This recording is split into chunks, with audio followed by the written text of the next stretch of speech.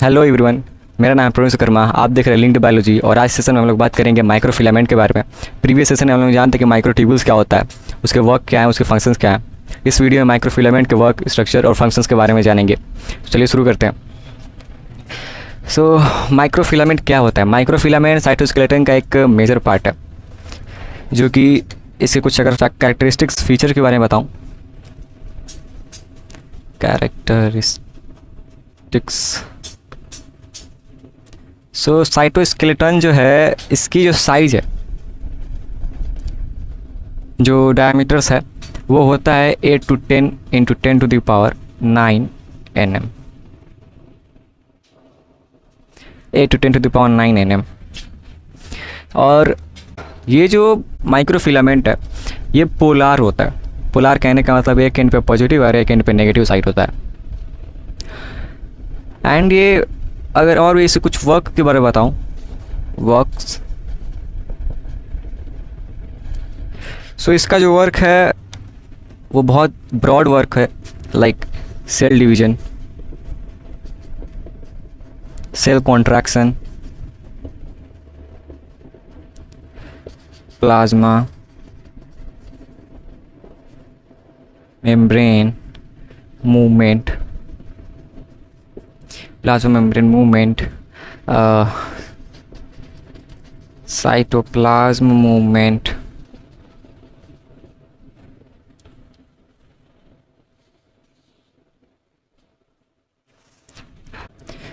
muscle contraction,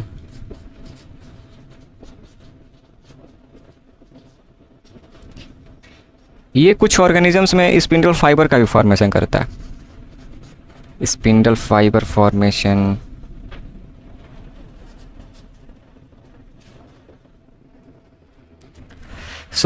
ये कुछ इसके वर्क है।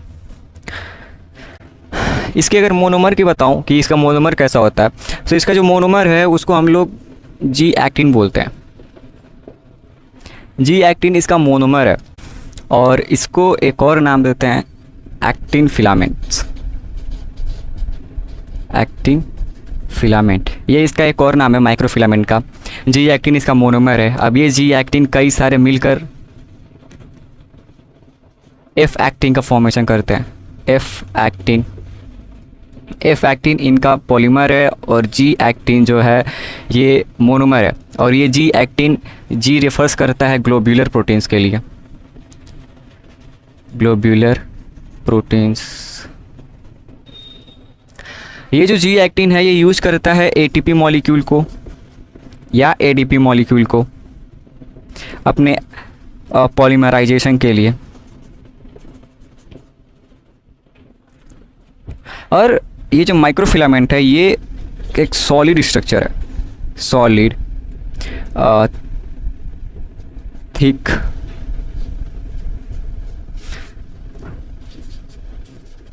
रिजिड स्ट्रक्चर है। ये जो माइक्रोफिलामेंट है ये सॉलिड और रॉड शेप में होता है। सॉलिड एंड रॉड शेप में ये होता है। और ये है कुछ इसी work, cell division, cell contraction, plasma membrane movement. Plasma membrane का मूवमेंट ये कैसे करता है ये बताऊं। प्लाज्मा मेम्ब्रेन एक टॉपिक होता है जिसका नाम है एक्सोसाइटोसिस एंड एंडोसाइटोसिस। ये जो एक्सोसाइटोसिस है, एंडोसाइटोसिस है, जब ये दोनों प्रोसेसेस होती हैं तो उस समय जो प्लाज्मा मेम्ब्रेन का जो मूवमेंट है वो इसी माइक्रोफिलामेंट के द्वारा कराया जाता है। ये हैं पूरी की पूरी बातें माइक्रोफिलामेंट के बारे में। अब बात करते हैं हम लोग इंटरमीडिएट फिलामेंट के बारे में कि इंटरमीडिएट फिलामेंट क्या होती है, वो कैसे वर्क करता है। एक और छोटी सी पॉइंट ऐड करूँ तो ये जो ग्लोब्यूलर प्रोटीन है वो जीटीपी का यूज़ नहीं करता, ना जीटीपी का यूज़ करता है ना जीडीपी का यूज़ करता है। ये दोनों माइक्रोफिलामेंट के फॉर्मेशन में वर्क नहीं करती। माइक्रोफिलामेंट के वर्क में फॉर्मेशन सिर्फ एटीपी या फिर एडीपी का काम है। अगर इस पूरे टॉपिक को मैं एक बार समराइज करूँ, माइक्रोफिलामेंट साइटोस्केलेटन का एक पार्ट है। और जो किसी कैरेक्टरिस्टिक्स फीचर की बताऊँ तो पोलार होते हैं। एक्टिन फिलामेंट्स को नाम दिया जाता है, सॉलिड एंड रॉड शेप में होती हैं। ग्लोब्यूलर प्रोटीन इसके मोनोमर है, एफ एक्टिन इसके पॉलीमर्स हैं और ये आपस में सिंथेसाइज होते हैं एटीपी एडीपी मॉलिक्यूल के द्वारा। और एक कोफैक्टर यूज होता है जिसका नाम होता है Mg2+। उसके मदद से होता है। और इनकी साइज जो है वो 8 to 10 nm।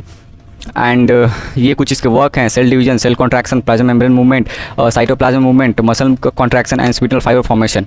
ये सभी इसके वर्क हैं, इसके कुछ काम हैं। और इसका जो एक मोटर प्रोटीन है,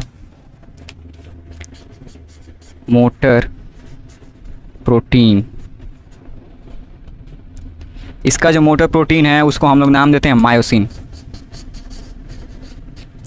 मायोसिन, मायोसिन इसका एक मोटर प्रोटीन है। सो ये रही पूरी की पूरी बातें माइक्रोफिलामेंट के बारे में। अब हम लोग बात करते हैं इंटरमीडिएट फिलामेंट के बारे में।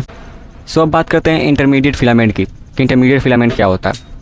सो देखते हैं। सो ये जो इंटरमीडिएट फिलामेंट है, ये इंटरमीडिएट फिलामेंट यूकैरियोट्स में, ई के बस लिख रहा हूँ यूकैरियोट्स को, इनके हर एक सेल्स में प्रेजेंट होता है। लेकिन एक्सेप्शन आरबीसीएस है, आरबीसी मॉलिक्यूल। अब ये जो आरबीसी मॉलिक्यूल है इसमें ये इंटरमीडिएट फिलामेंट नहीं होता। अब ये जो इंटरमीडिएट फिलामेंट है वो न्यूक्लियस के अंदर पाया जाता है, साइटोप्लाज्म में पाया जाता है। न्यूक्लियस के अंदर जो इंटरमीडिएट फिलामेंट्स होते हैं उनको हम लोग नाम देते हैं लैमिन्स। लैमिन्स। अब ये जो लैमिन्स है वो 3 टाइप में डिवाइड होता है, लैमिन ए, बी एंड सी। ये लैमिन्स के 3 टाइप्स की होती हैं। इंटरमीडिएट फिलामेंट की जो साइज होती है, ये साइज होती है अप्रॉक्सीमेटली 10 nm। अप्रॉक्सीमेटली 10 nm इसकी साइज होती है। और इंटरमीडिएट फिलामेंट जो है ये एक रोप जैसी सॉलिड स्ट्रक्चर है। इसमें किसी भी तरह का कॉन्ट्रैक्शन नहीं होता, नो कॉन्ट्रैक्शन। और इसके अंदर कई सारे प्रोटीन्स मिलकर इसका फॉर्मेशन करती हैं। हाँ, लेकिन इसके अंदर किसी भी तरह का मोटर प्रोटीन नहीं होता। मोटर प्रोटीन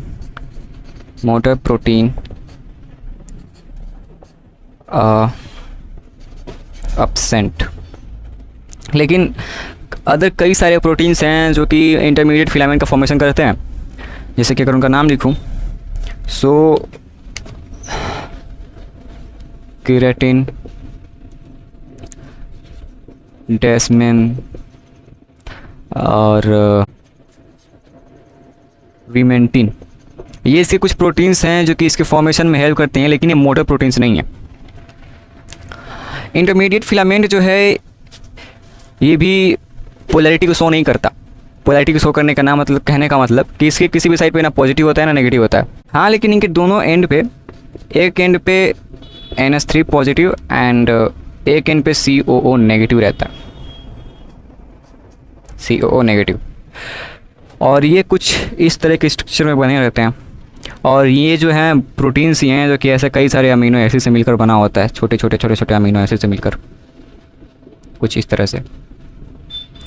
अब ये जो एक पॉलीपेप्टाइड है, एक ये जो पेप्टाइड है, ये पेप्टाइड मोनोमर कहलाती है। ये एक मोनोमर यूनिट है। सो it is a monomer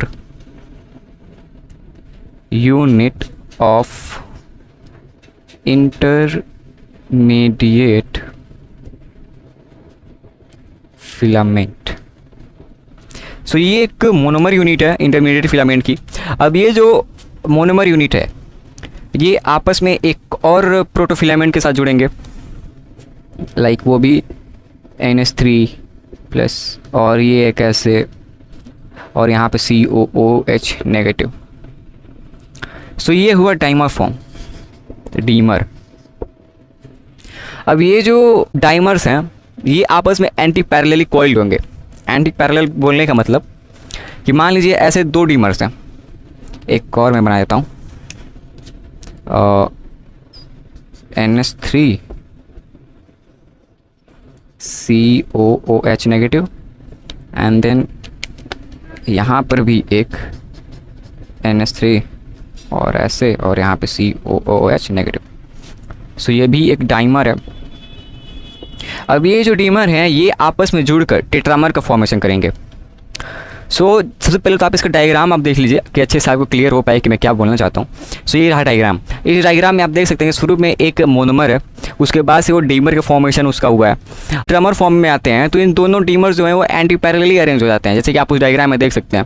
अब इसका जो टेट्रामर का फॉर्मेशन होगा वो कुछ इस तरह से होगा। मैं अच्छे से बनाता हूँ, NH3 एंड ये इधर से COOH नेगेटिव, एंड देन यहाँ पर NH3 और कुछ ऐसे, and then COOH negative, and then again जब ये एंटी पैरेलली अरेंज होंगे, सो इधर COOH नेगेटिव और ये यहाँ से ऐसे, और यहाँ पे NH3, फिर से COOH, फिर इधर से ये, फिर यहाँ पे NH3। सो ये टोटल मिलकर टेट्रामर का फॉर्मेशन करता है, टेट्रामर। अब ये जो टेट्रामर है वो 8 टेट्रामर मिलकर एक पूरे का पूरे प्रोटोफिलामेंट का फॉर्मेशन करेगा। अब प्रोटोफिलामेंट कहने का मतलब कि फिर से आप इस डायग्राम में देखिए कि 4 इंटरमीडिएट फिलामेंट्स हैं, वो आपस में एक ऐसी लाइन है, फिर दूसरी ऐसी लाइन है, फिर उसके पीछे जो है वो ऐसी है, वो ऐसा है। तो ये सभी आपस में मिलकर प्रोटोफिलामेंट का फॉर्मेशन करते हैं। अब ये जो प्रोटोफिलामेंट है ये कई सारे आपस में मिलकर पूरे के पूरे एक इंटरमीडिएट फिलामेंट का फॉर्मेशन करते हैं। अब ये जो इंटरमीडिएट फिलामेंट है वो अपने जो वर्क करना होगा उस वर्क को करेगी, और ये जो सभी मोनोमर्स होते हैं वो अपने सामने भी कुछ ऐसे ही COOH नेगेटिव, एंड देन ऐसे, एंड देन यहाँ पे NH3 ऐसे करके जुड़े रहते हैं। ये सभी एक के बाद एक, एक के बाद एक, एक के बाद एक, और उसके बाद सभी के सभी पैरेलली आपस में जुड़कर एक प्रोटोफिलामेंट का फॉर्मेशन करते हैं। अब वो प्रोटोफिलामेंट कई सारे आपस में जुड़कर एक पूरे के पूरे इंटरमीडिएट फिलामेंट का फॉर्मेशन करता है। जैसे कि आप इस डायग्राम में देख सकते हैं, नीचे सबसे ज़्यादा, नीचे देखिए, नीचे पूरे के पूरे एक प्रोटोफिलामेंट इंटरमीडिएट फिलामेंट का फॉर्मेशन हुआ पड़ा है, जो कि ऐसे ही कुछ फॉर्म होता है। और इन सभी, जैसे कि मान लीजिए ये कोई इंटरमीडिएट फिलामेंट है, तो इनके बीच अगर आप ध्यान से देखो तो ऐसा कुछ कट टाइप का लगा रहता है। अब ये कट इसी की वजह से आता है कि कई सारे आपस में यहाँ पे जुड़ेंगे, फिर यहाँ पे जुड़ेंगे, फिर यहाँ पे जुड़ेंगे, फिर यहाँ पे जुड़ेंगे, फिर यहाँ पे जुड़ेंगे। इसकी वजह से ये पूरे के पूरे स्ट्रक्चर में ऐसे कट्स आते रहते हैं, लेकिन ये टूटता नहीं है जल्दी, क्योंकि ये बहुत सॉलिड स्ट्रक्चर है और कई सारी चीज़ों में हेल्प भी करता है। अब मैं बताऊँ इसके कई सारे वर्क की। सो जो इंटरमीडिएट फिलामेंट है वो CNS का फॉर्मेशन करता है, CNS। अब ये CNS क्या होता है? CNS कहने का मतलब ये सेंट्रल नर्वस सिस्टम। अब सेंट्रल नर्वस सिस्टम क्या है? सेंट्रल नर्वस सिस्टम वो है जो किसी भी, मान लीजिए ये एक आदमी है,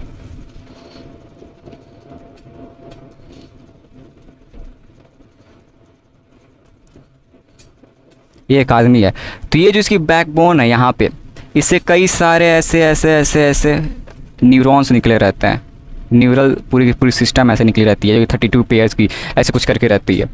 सो ये जो CNS का सिस्टम है, इसमें जो भी न्यूरल सिस्टम है उसका जो एक्सॉन होता है, जैसे कि मान लीजिए ये कोई एक न्यूरॉन है और ये इसका जो एक्सॉन है और ये इसका एक्सॉन टर्मिनल, तो ये जो एक्सॉन वाला पार्ट है इसमें ये पूरे के पूरे इंटरमीडिएट फिलामेंट का बना रहता है। सो ये है न्यूरॉन। अगर बताऊं कि डेस्मिन क्या करती है, तो डेस्मिन जो है वो कार्डियक सेल्स को आपस में जोड़ती है, कुछ ऐसे। इसकी वजह से पूरे के पूरे कार्डियक सेल की जो यूनिट है वो अच्छे से वर्क कर पाती है। और जो कैरेटीन है वो ये कैरेटीन पूरी की पूरी हेयर का फॉर्मेशन करती है, नेल्स का फॉर्मेशन करती है, और स्ट्रैटम कोरेनम का फॉर्मेशन करती है। स्ट्रैटम कोरेनम का फॉर्मेशन करती है। स्ट्रैटम कोरेनम कहने का मतलब कि डेड सेल की ऊपर की लेयर होती है जो कि इसका फॉर्मेशन यही केराटिन करता है। सो ये सभी रही बातें इंटरमीडिएट फिलामेंट के बारे में। सो आज साइटोस्केलेटन पूरा ख़त्म हो गया। नेक्स्ट वीडियो में हम लोग जानेंगे कि सिलिया, फ्लैजिला, ये सब चीज़ें क्या होती हैं। सो आप मेरे चैनल को सब्सक्राइब करें, लाइक करें, शेयर करें, और मेरे चैनल जितना हो सके उतना सपोर्ट प्रोवाइड करें। इंस्टाग्राम हैंडल को फॉलो करना ना भूलें। सो मिलते हैं नेक्स्ट वीडियो में, तब तक के लिए बाय बाय, धन्यवाद।